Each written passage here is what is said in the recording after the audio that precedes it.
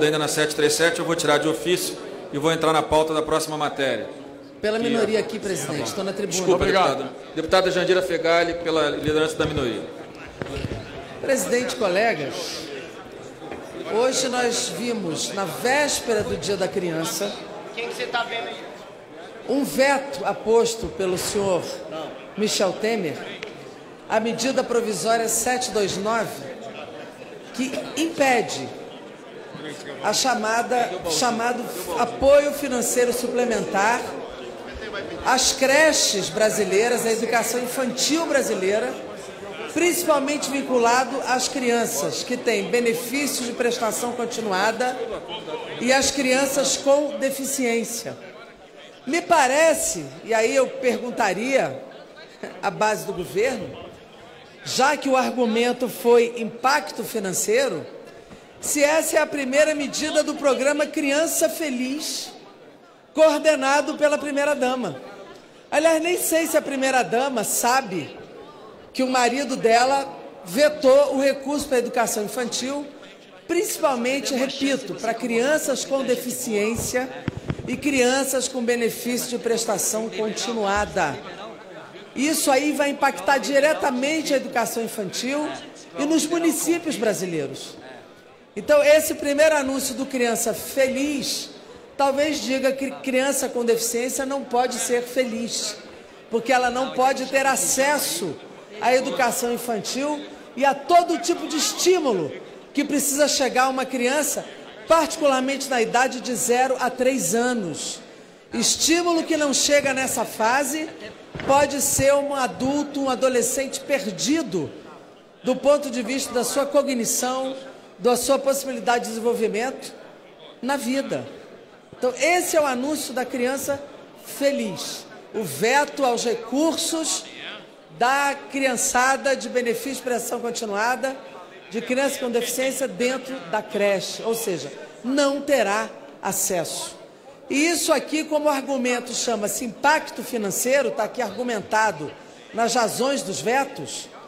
Nós fazemos um vínculo imediato com o que foi votado esta madrugada aqui em Brasília, neste plenário, que foi a PEC 241, que todos aqui diziam, não, recurso para a educação está garantido, recurso para a saúde está garantido, não haverá impacto nos programas sociais, não haverá impacto nas políticas públicas de saúde e educação.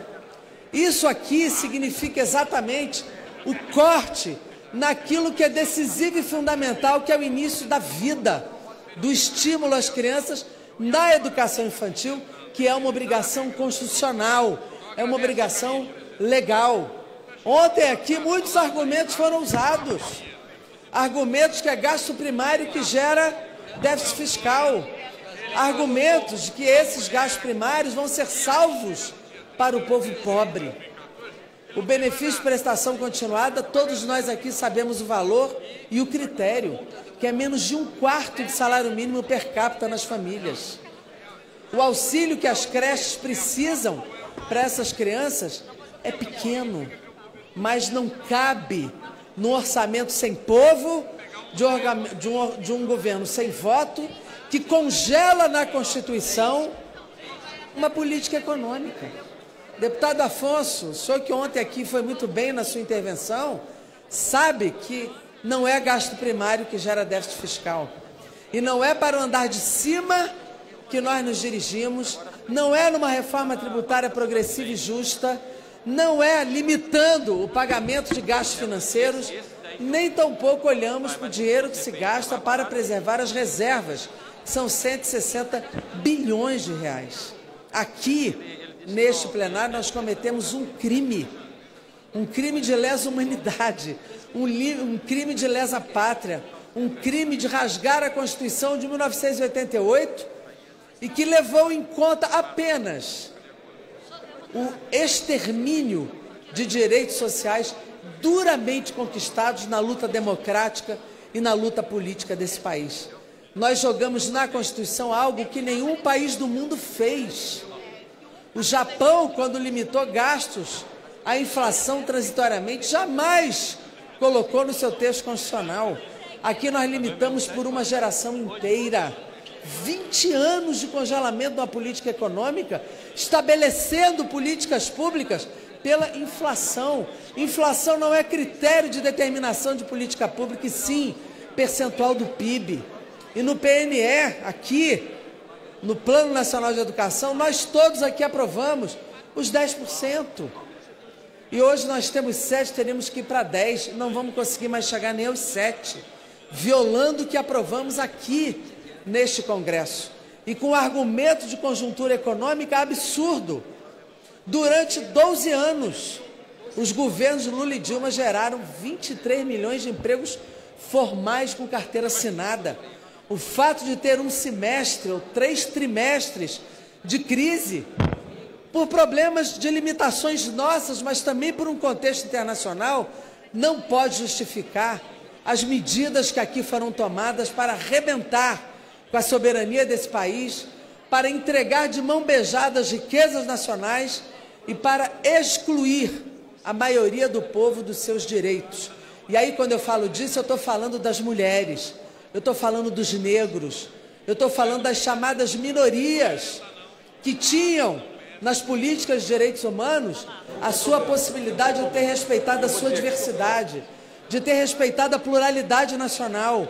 Quando nós tiramos recursos da educação, quando nós tiramos recursos da saúde, dos direitos humanos, das mulheres e da saúde, inclusive específica do povo negro, da produção de medicamentos, da possibilidade real de desenvolvimento desse país, com o desenvolvimento humano, eu gerei um crime. O que nós fizemos aqui ontem nesse plenário foi crime, porque nada justifica essa alteração constitucional para o desenvolvimento, até porque esta política, segundo os especialistas, pelo menos os não ortodoxos, antigos e ultrapassados, que não deram certo em nenhum lugar do mundo, tem claro que essa política é contracionista, que essa política é recessiva, que essa política vai tirar mais emprego e vai tirar mais renda. O setor privado, sem os instrumentos públicos e de Estado, não farão o dever de casa, porque este mercado sempre dependeu de regulação pública e de incentivos públicos. As exonerações que foram feitas, na minha opinião, inclusive exageradas, mas foram instrumento de desenvolvimento na boa intenção de desenvolver o Brasil e de gerar emprego. Os mecanismos de refis, de negociação, de financiamento de bancos públicos para as empresas nacionais vão morrer, porque não há como gerar linhas de financiamento com esta limitação para custeio e para investimento. Me pergunto, nós geramos uma série de estruturas públicas de atendimento ao povo. Contrata como? Contrata como? Não pode ter concurso, não pode ter aumento de remuneração. O médico que falta lá na atenção básica vai continuar faltando e essa atenção básica vai fechar. Então nós estamos numa linha recessiva, numa linha de contração econômica, numa linha de exclusão e retirada de direitos, e que hoje tem a prova mais clara do que é a visão desse governo, que é cortar recursos, repito, vetando na medida provisória 729, recursos para criança com deficiência e que recebe benefício de prestação continuada na educação infantil. Mais um crime que se comete por este governo ilegítimo contra o povo, principalmente contra o povo mais pobre. O apelo que se deixa aqui é que esse veto seja derrubado por esta Câmara e por este Congresso Nacional, em nome, repito, na véspera do Dia das Crianças, em nome da anulação dessa desumanidade e dessa falta de visão de país, de gente, de humanidade do governo Temer. Essa é a PEC 241, este é esse governo e este é o programa Criança Infeliz. Muito obrigada, presidente. Vamos lá. Projeto de lei... É esse aqui ou não? O quê?